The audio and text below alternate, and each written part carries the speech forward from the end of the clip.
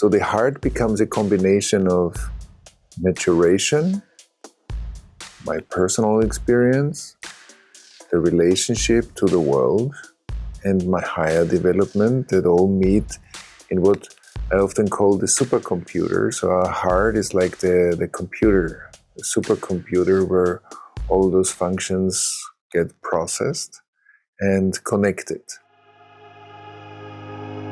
Welcome to Point of Relation with Thomas Hübl, a podcast that illuminates the path to collective healing at the intersection of science and mysticism. This is the Point of Relation.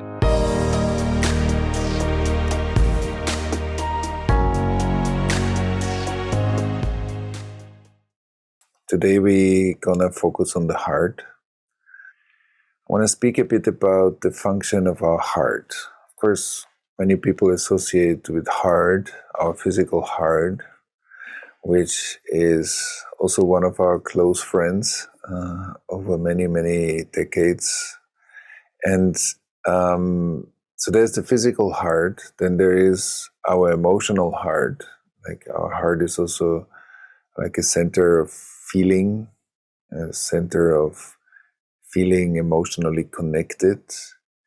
It summarizes our emotional experience through our upbringing. So every energy center of our body is basically representing a certain part of our maturation, development, attachment. And so when we unfold into the energy of our heart, when our center of development comes up to the heart, we usually, that's our blossoming into maturity.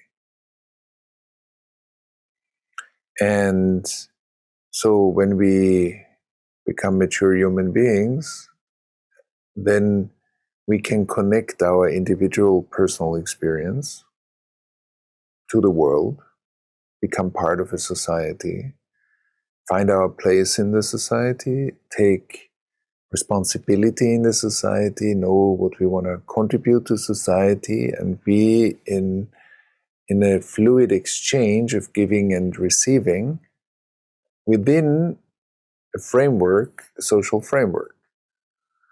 But that's already a very complex function that we develop, and sometimes we all know how it feels when parts of our development couldn't fully fulfill themselves, and we come back into much more regressive, much more ego-centered, much more me-centered places, or often also much younger places, where we cannot be in that exchange.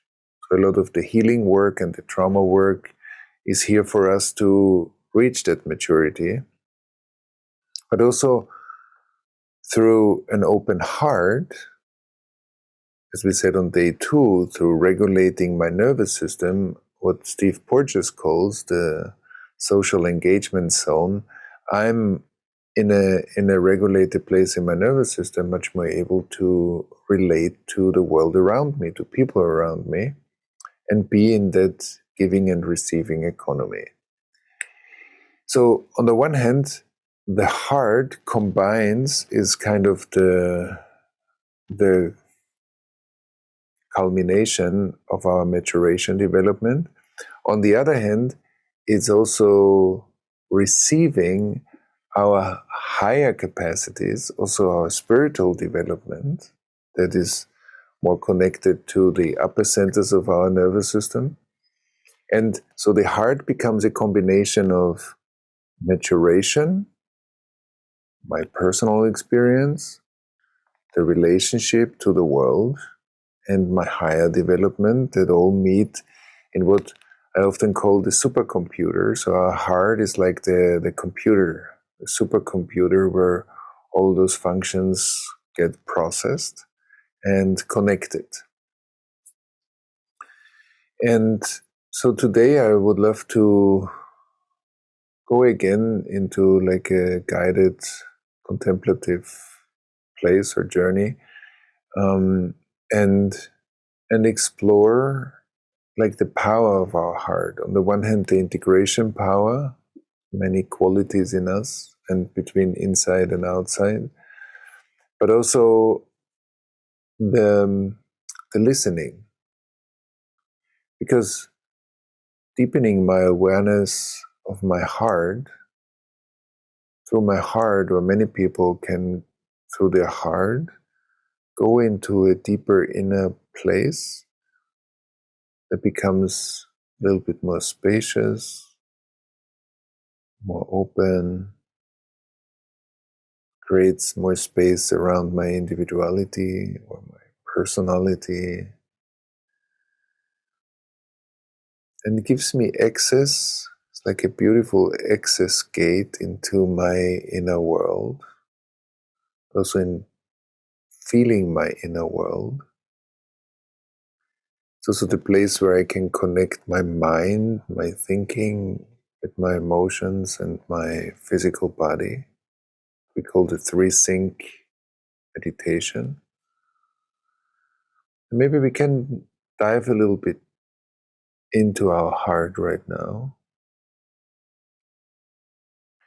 And of course, it depends what's happening in our life, what our life triggers right now in us. Sometimes we feel very open. We feel my heart's very open. Sometimes I feel more protected or more stressed. And it gives us a sense of my heart's a bit more closed. And take a moment to just check in. Like, when you feel your heart space, you feel into your chest and your heart space. I'm talking now about the energy center of the heart. And you just notice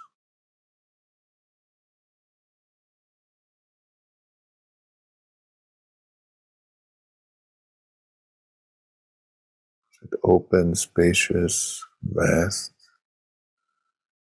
a bit more tight, tense, protected.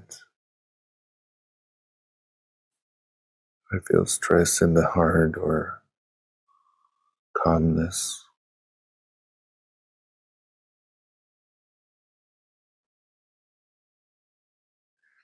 And every contemplation starts with like an embrace of what is. I can't just suppress what is and continue, because then it will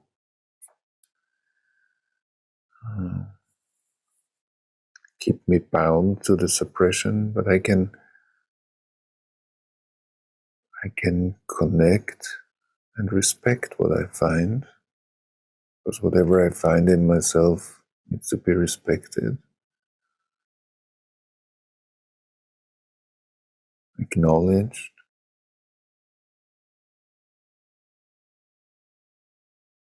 And as I acknowledge my current state, and I can again, maybe with some breath, support of my breath, drop a little bit deeper, as if my heart was a well and it has a dimension of depth. I can go deep into my heart space, like going into a deep space.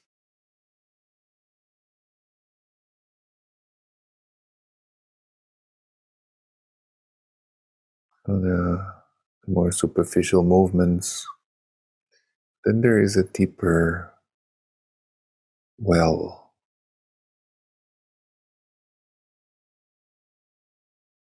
I want to connect to the depth of your heart,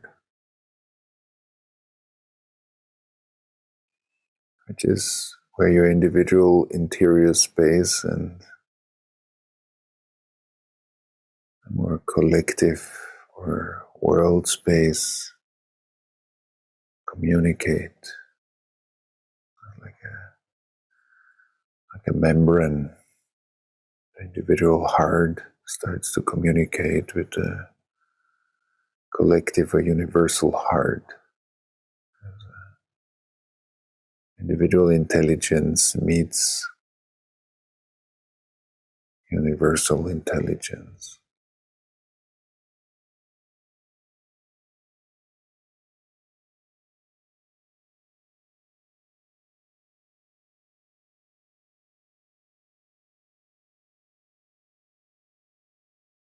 lines of a prayer.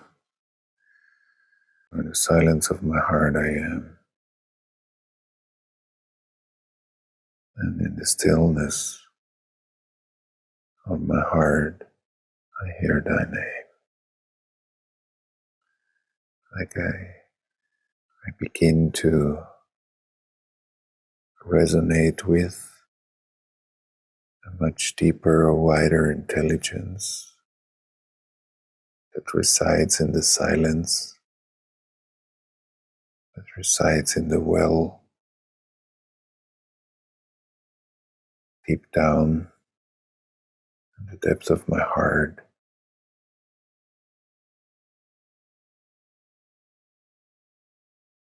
As a highly intelligent presence.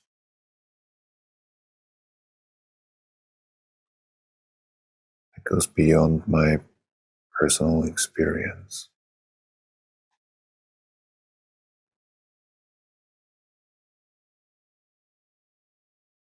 It is deeply grounded in being, and out of being, becoming.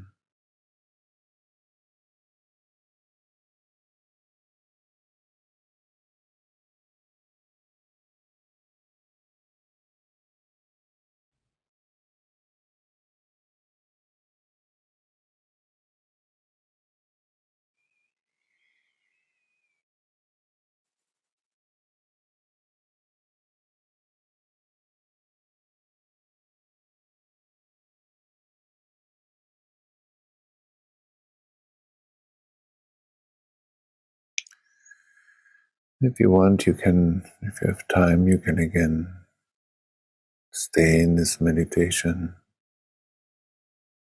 And if not, then to take a couple of deeper breaths and slowly come back or open your eyes. And in practicing that meditation more often, and also maybe during the day, keeping an awareness of the depth dimension of the heart. There's literally a depth, and often this shows up only when we practice it regularly. That depth is literally like a permeable membrane where my personal pulsing and my personal heart space kind of communicate and open up into a much more universal intelligence. By residing at that place,